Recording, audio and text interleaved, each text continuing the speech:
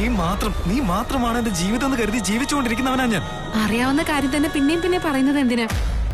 നീ എന്നെ എത്രത്തോളം സ്നേഹിക്കുന്നുണ്ടോ അത്രത്തോളം ഞാൻ നിന്നെ സ്നേഹിക്കുന്നുണ്ട്.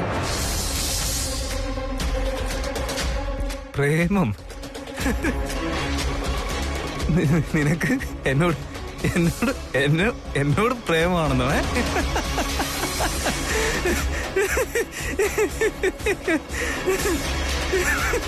എന്താ പറഞ്ഞ?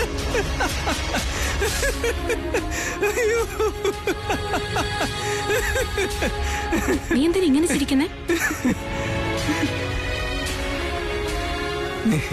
നിന്നെ ഒന്ന് ഈ ഉത്തരം തന്നെ വരുള്ളൂ എന്ന് എനിക്ക് നന്നായിട്ട് അറിയാമായിരുന്നു.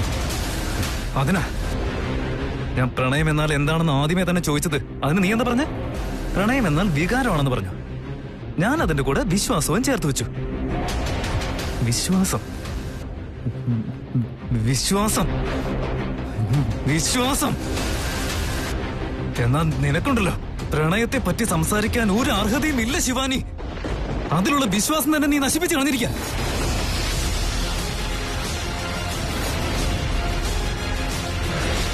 ഞാൻ നിന്റെ മേൽ വെച്ചിരുന്ന വിശ്വാസമില്ലേ, അത് നീ നശിപ്പിച്ച് കളഞ്ഞിരിക്കുക. നിന്നെ ഞാൻ എത്രത്തോളം പ്രണയിച്ചിരുന്നു, ഞാൻ എന്തുമാത്രം പ്രണയിച്ചിരുന്നു.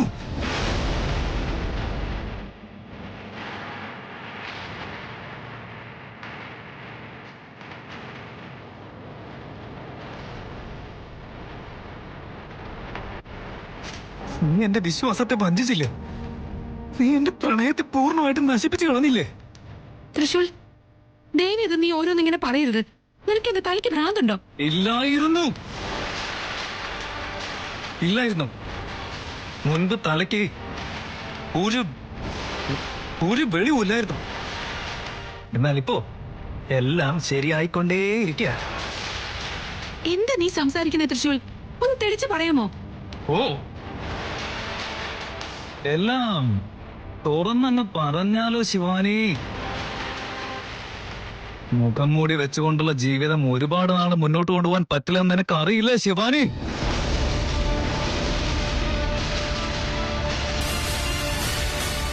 എന്താ പറ്റിയത് നിനക്ക്? എന്താ തൃശൂൽ, നീ എന്തൊക്കെയോ സംസാരിക്കുന്നല്ലോ? ഞാൻ എന്തൊക്കെയോ സംസാരിക്കുന്നതല്ല, ഞാൻ സംസാരിക്കുന്നതെല്ലാം ശരിയായ കാര്യങ്ങൾ തന്നെയാ. നിന്റെ നാടകം ഇനി മുതൽ എന്റെ മുന്നിൽ ചെലവാവില്ല. നീ ആരാണ്, നിന്റെ യഥാർത്ഥ രൂപം എന്താണ്, എല്ലാം ഞാൻ മനസ്സിലാക്കി കഴിഞ്ഞിരിക്കുക.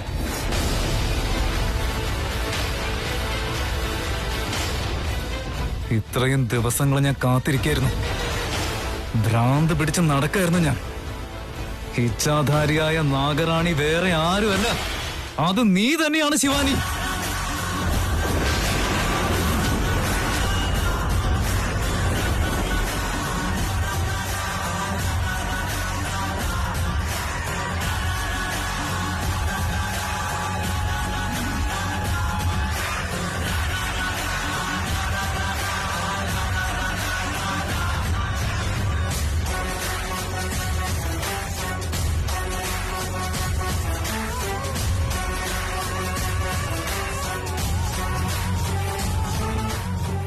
നീ എന്താ പറയുന്നേ? ഞാൻ നാഗകന്യകയാണെന്നോ? ഞാൻ നാഗമാണെന്നോ? അതെ അതെ അതെ അതെ, നീ നാഗം തന്നെയാണ്. നീ ഇച്ഛാധാരി നാഗറാണി തന്നെയാണ്. പറയ്, സത്യമാണോ അതോ അല്ലയോ? പറയ് ശിവാനി, പറയാൻ.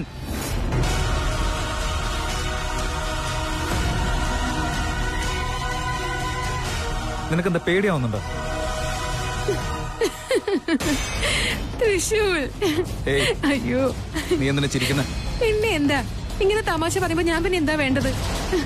നാടകം മതിയാക്ക് ശിവാനി. നീ കള്ളം പറഞ്ഞ എനിക്ക് മനസ്സിലാവില്ലെന്നാണ് കരുതിയിരിക്കുന്നത്. നീ ഇത്രയും നാളെ എന്തെല്ലാം മറച്ചു വെച്ചോ അതെല്ലാം ഇപ്പൊ എനിക്ക് മനസ്സിലായിരിക്കാം. നീ ഒരു മനുഷ്യനെയല്ല, നീ ഇച്ഛാധാരി നാഗറാണിയാണ്. നീ ഒരു നാഗം തന്നെയാ. തൃശൂൽ, ദയവേത് നീ പറയുന്നതെല്ലാം കേട്ട് നിൽക്കുന്നു വെച്ചിട്ട് പുതിയ പുതിയ കഥകളൊന്നും ഉണ്ടാക്കണ്ട. ഞാൻ വെറുതെ കഥ പറഞ്ഞോണ്ടിരിക്കല്ല, പറയുന്നതെല്ലാം തന്നെ സത്യ. എന്ത് സത്യങ്ങള്? എന്താ നിനക്ക് മനസ്സിലായത്?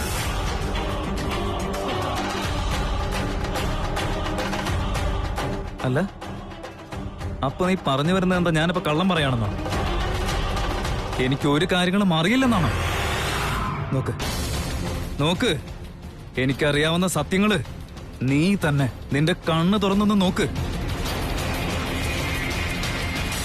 നോക്ക്,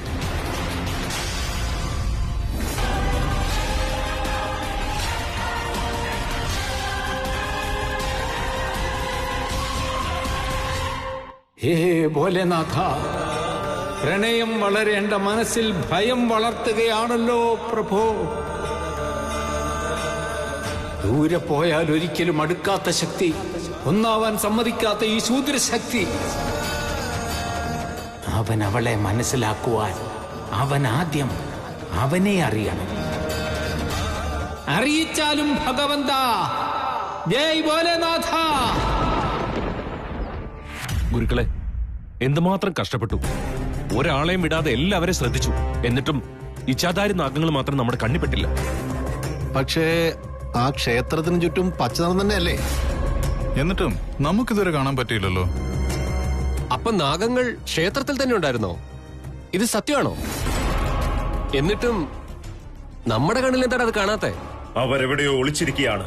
അതുകൊണ്ട് തന്നെ നിങ്ങൾക്ക് കാണാൻ സാധിച്ചിട്ടുണ്ടാകില്ല. ഞങ്ങൾ എല്ലായിടത്തും അന്വേഷിച്ചു ഗുരുക്കളെ. ഇല്ല, എല്ലായിടത്തും നിങ്ങൾ നോക്കിയിരുന്നോ?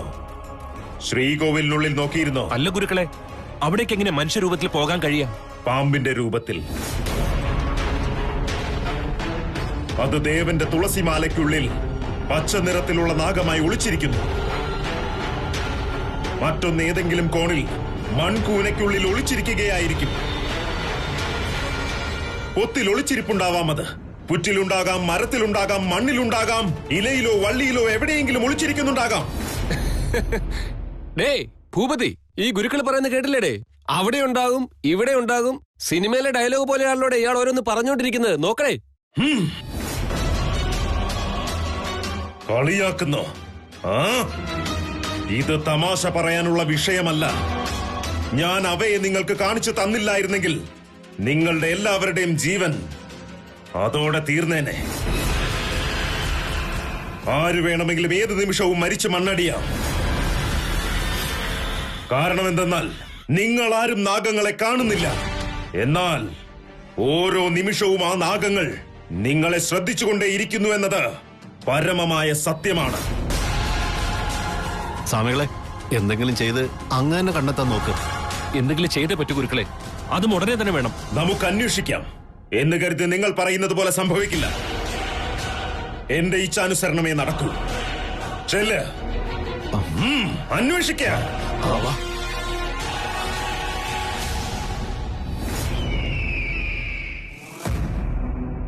പറയ് ശിവാനി, പറയാൻ. എന്താ? എനിക്ക് എല്ലാ സത്യങ്ങളും മനസ്സിലായി എന്നതുകൊണ്ടാ? നിന്റെ യഥാർത്ഥ രൂപം ഞാൻ അറിഞ്ഞതുകൊണ്ടാണോ? പറയ് ശിവാനി. ആരെ എന്തോ ഫോട്ടോ അയച്ചെന്ന് വെച്ച് അതെല്ലാം സത്യമാണെന്നുണ്ടോ? നീ ഇതൊക്കെ വിശ്വസിക്കുന്നുണ്ടെന്നാണോ? ആരോ ഏതോ ഫോട്ടോ കാണിച്ചപ്പോ ഞാൻ വെറുതെ വിശ്വസിച്ചൊന്നുമല്ല. ഞാൻ തന്നെ എന്റെ കണ്ണുകൊണ്ട് കണ്ടത് അതൊക്കെ. ഞാൻ എന്റെ ഈ കണ്ണുകൊണ്ട് കണ്ടിട്ടും ഞാനതൊന്നും വിശ്വസിക്കണ്ടെന്നാണോ? പറയ്. ഹേ, ഈ സംശയം ഇന്നത്തേതൊന്നുമല്ല. അന്ന് ആ സ്കാനിങ് ചെയ്യാൻ പോയിരുന്നില്ലേ, അന്ന് മുതലുള്ളത് എനിക്ക്. സ്കാനിങ്ങിൽ നിന്റെ വയറിന്റെ ഉള്ളിൽ ഞാൻ പാമ്പിനെ കൃത്യമായിട്ട് കണ്ടതാ.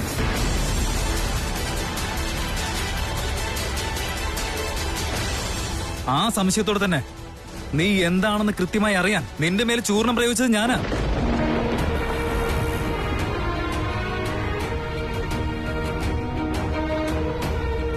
നിനക്ക് കാരണം എന്താണെന്ന് മനസ്സിലായില്ല. നിന്റെ ശരീരമൊക്കെ നീറിയത്രേ. ഞാനതൊന്നും വലിയ കാര്യമായിട്ട് എടുത്തില്ല. പക്ഷെ ഒരു കാര്യം മാത്രം ഞാൻ ശ്രദ്ധിച്ചു. ഞാൻ നിന്റെ മേല് ചൂർണ്ണിട്ട സമയത്ത് നിനക്ക് എന്തു പറ്റിയെന്നറിയില്ല. എന്നാൽ നിന്റെ ബിഹേവിയറിൽ ചേഞ്ചസ് ഉണ്ടായിരുന്നു. പാവം, ഞാൻ ചൂർണ്ണിട്ടല്ലോ, അതല്ല ശരീരം നീറുന്നേന്ന് ഞാനും കരുതി. എന്നാൽ ഇപ്പം മനസ്സിലാവുന്നുണ്ട് എനിക്ക്, നീ ഒരു നാഗം തന്നെയാണ്.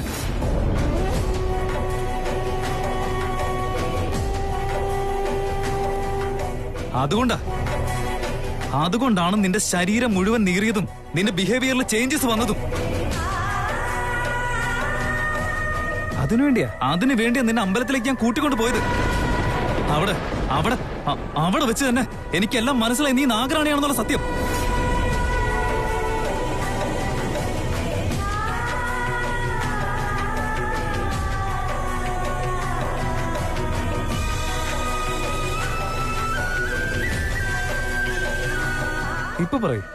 ഇപ്പൊ പറയ് ശിവാനി, എത്രയെന്ന് കരുതി സൈലന്റ് ആയിട്ട് നിൽക്കുന്നേ? എനിക്കുള്ള ഉത്തരം തരൂ.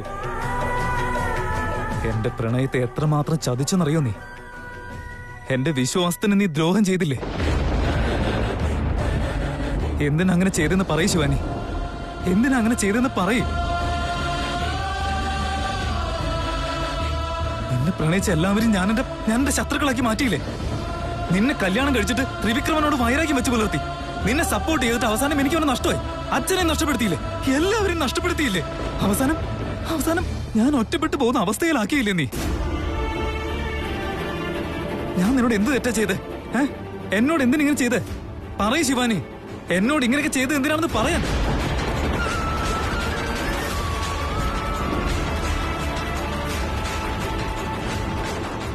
എന്താണ് ഈ മായ മഹാഭദ്ര? ഈ ജന്മത്തിലെ മനുഷ്യൻ, പോയ ജന്മത്തിൽ അവൻ നാഗരാജാവ്. ആ സത്യമറിയാതെ അസത്യത്തിന്റെ മുന്നിൽ തലകുനിച്ചു മഹേശ്വര.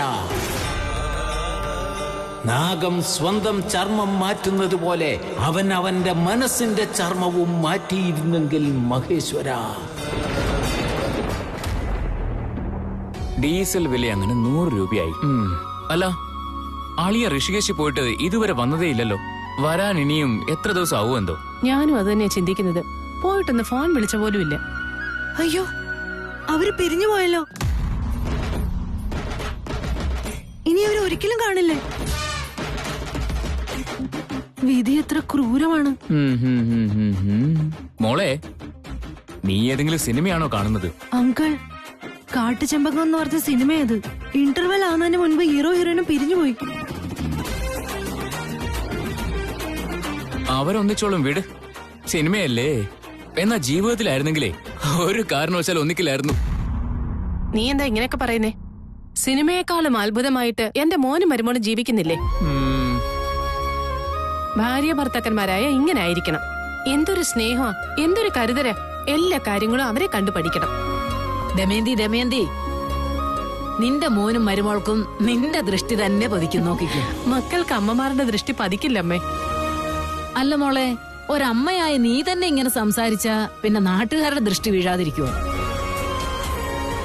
നോക്ക്, അവര് വന്നാലുടനെ രണ്ടുപേരുടെയും ദൃഷ്ടിദോഷം മാറ്റണം.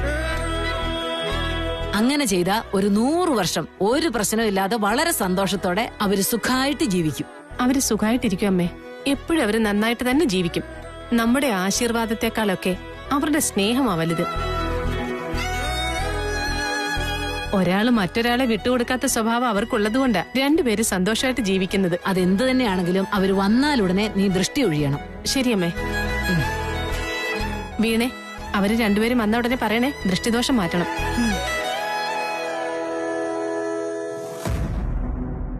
പറയേ, ഒന്ന് സമ്മതിക്കേ. നീ നാഗറാണിയല്ലേ? നീ തന്നെയല്ലേ ഇച്ഛാധാരി നാഗറാണി? ശിവാനി, നീ ഇനിയും സത്യം സമ്മതിക്കാൻ തയ്യാറല്ല എന്നുണ്ടെങ്കിൽ ഞാൻ ഇനിയും ജീവനോടെ ഉണ്ടാവില്ല. എനിക്ക് ജീവിതം ഇനി വേണ്ട. എങ്കിൽ പറയ്, സത്യം സമ്മതിക്ക്. നീ തന്നെയല്ലേ ഇച്ഛാധാരി നാഗറാണി? ഞങ്ങളെ ശല്യപ്പെടുത്തിക്കൊണ്ടിരുന്നത് നീ തന്നെയല്ലേ? ശിവാനി, ഞാനൊരു കാര്യം തുറന്നു പറയാം. അത് നീ ശ്രദ്ധിച്ച് തന്നെ കേട്ടോ. ഞാൻ ഇപ്പൊ തന്നെ ഇവിടുന്ന് ചാടി ചാവാൻ പോവാ.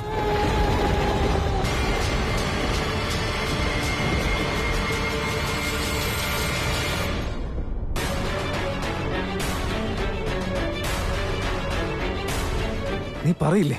ഒന്നും പറയില്ലേ ശിവാനി? ഞാൻ വീണ് ചത്താലും നിനക്ക് സാരമില്ലേ? ശരി, വിട്ടേക്ക്. ഞാനില്ലാതായ പോരെ. ഞാൻ സമ്മതിക്കുന്നു, എല്ലാം ഞാൻ സമ്മതിക്കുന്നു. നീ പറഞ്ഞതെല്ലാം ഞാൻ സമ്മതിക്കുന്നു.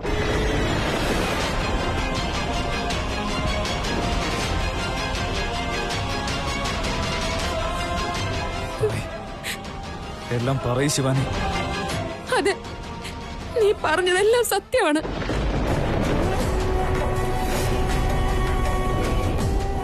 നിങ്ങളുടെ വീടിന് ചുറ്റും നടന്നതും വീട്ടിലുള്ള എല്ലാവരെയും ശല്യപ്പെടുത്തിയത് ഞാൻ തന്നെയാണ്. ഞാൻ നാഗകന്യക തന്നെയാണ്.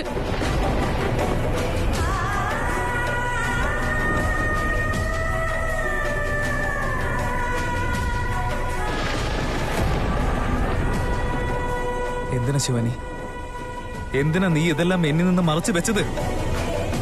നാഗലോകത്തുള്ളവളായിട്ട് ഇങ്ങോട്ടേക്ക് എന്തിനാ വന്നേ? ഇച്ഛാധാരി നാഗറാണിയായിട്ട് എന്റെ കൂടെ എന്തിനാണ് സൗഹൃദം വെച്ച് വളർത്തിയത്, പ്രണയം വളർത്തിയത്? പറയ്. ഞാൻ അത്രത്തോളം നിന്നെ സ്നേഹിച്ചിരുന്നതല്ലേ. എന്നോട് ഒരേ ഒരു ക്ഷണം പോലും നിനക്ക് എല്ലാം തുറന്നു പറയണമെന്നൊന്നും തോന്നിയില്ല ശിവാനി. നീ എല്ലാവരും വഞ്ചിച്ചുകൊണ്ടിരിക്കുകയാണെന്ന് മനസ്സിലാവുന്നില്ല നിനക്ക്? പറയ് ശിവാനി, പറയാൻ. എത്രയോ തവണ ഞാൻ കരുതിയതാണ്. നിന്നോട് എല്ലാ സത്യവും തുറന്നു പറയാൻ ഞാൻ കാത്തിരുന്നതാണ്. ഒരുപാട് പ്രയത്നിച്ചതാണ്. പക്ഷെ എനിക്കതിന് കഴിഞ്ഞില്ല തൃശ്ശൂൽ, കഴിഞ്ഞില്ല. ഒരു പ്രാവശ്യം കഴിഞ്ഞില്ല, 2 പ്രാവശ്യം കഴിഞ്ഞില്ല, ശരി. വർഷങ്ങളായിട്ട് എന്റെ കൂടെ തന്നെ നടന്നിട്ട് എന്നോട് പറയാൻ പറ്റിയില്ലെന്ന് പറയുമ്പോ ഞാൻ അതൊക്കെ വിശ്വസിക്കണമെന്നാണോ? തൃശ്ശൂൽ, അങ്ങനെ എല്ലാ കാര്യങ്ങളും എനിക്ക് പെട്ടെന്ന് തുറന്നു പറയാൻ പറ്റില്ലായിരുന്നു. ഞാൻ ഈ ഭൂമിയിലേക്ക് വന്നത് മുതൽ പല തടസ്സങ്ങളെയും എനിക്ക് നേരിടേണ്ടതായി വന്നു.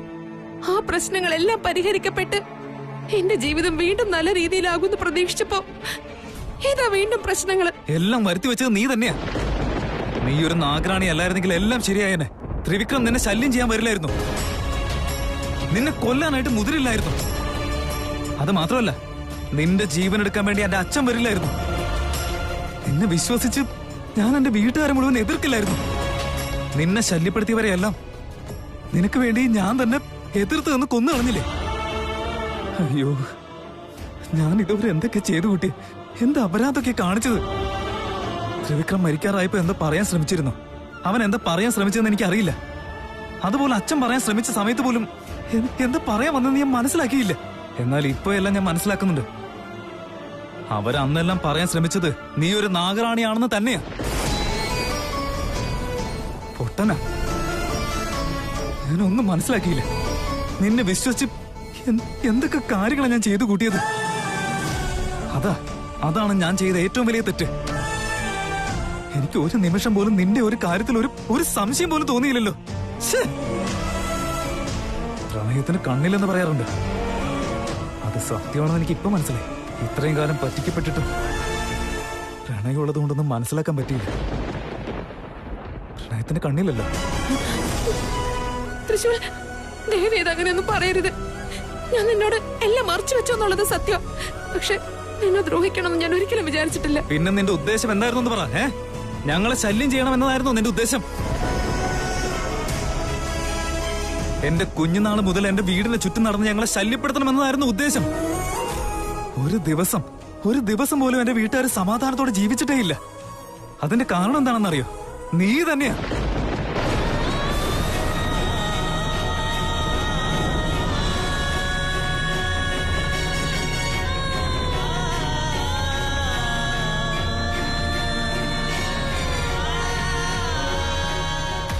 നീ തന്ന ശല്യത്തിനൊക്കെ എല്ലാ നിമിഷവും പേടിച്ചാണ് ഞങ്ങൾ ജീവിച്ചുകൊണ്ടിരുന്നത്. ഉറക്കമില്ലാത്ത എത്ര രാത്രികൾ കഴിച്ചു കൂട്ടിയെന്നറിയോ? സർപ്പദോഷാണെന്ന് കരുതി അതിനു വേണ്ട നേർച്ചകളെല്ലാം നടത്തി ഞങ്ങള്. എന്തെല്ലാം ഹോമങ്ങൾ നടത്തി.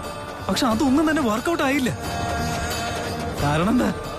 എന്റെ വീട്ടുകാർ പാമ്പിനെ തന്നെയല്ലേ മരുമകളാക്കിയിരിക്കുന്നത്. പിന്നെ എന്ത് മാറ്റം ഉണ്ടാവാനാ? നമ്മുടെ പ്രണയത്തിന്റെ കാര്യം വിട്. ഞങ്ങളുടെ അച്ഛൻ, അമ്മ, മുത്തശ്ശി, വീട്ടുകാര് എല്ലാവരും നിന്നെ അത്രയ്ക്ക് സ്നേഹത്തോടെയല്ലേ നോക്കിയിരുന്നേ? അപ്പോഴൊന്നും നിനക്ക് സത്യം പറയാൻ തോന്നിയില്ലേ ശിവാനി? അവരെല്ലാവരും ഇവിടെ നമ്മുടെ വീട്ടിലെ കുട്ടിയല്ലേ, നമ്മുടെ മരുമകൾ അല്ലല്ല നമ്മുടെ മകള് തന്നെയല്ലെന്ന് പറഞ്ഞ് നടക്കുവാണ്. അപ്പോഴും നിനക്ക് ഒരു ഇത്തിരി പോലും കരുണ തോന്നിയില്ല ശിവാനി?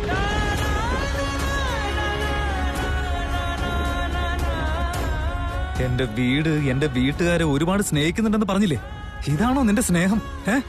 സ്നേഹം എന്ന പേരിൽ വൈരാഗ്യം വെച്ച് പുലർത്തല്ലേ നീ? ഇല്ല തൃശ്ശൂൽ, എനിക്ക് നിങ്ങളോട് ആരോടും വൈരാഗ്യം ഉണ്ടായിരുന്നില്ല. പിന്നെ എന്താ ഉണ്ടായിരുന്നേ? അല്ല, നീ എന്തിനാ ഞങ്ങളുടെ വീട്ടിലോട്ട് വന്നു കയറിയ? ഞങ്ങളുടെ വീട്ടുകാരോട് തന്നെ എന്തിനാ ബന്ധം പുലർത്തിയ? എന്നെ എന്തിനാ അതിലേക്ക് വലിച്ചിട്ട്? പറയ് ശിവാനി, പറയ്. എന്താന്ന് വെച്ചാൽ നീ എന്റെ ഭർത്താവാണ്.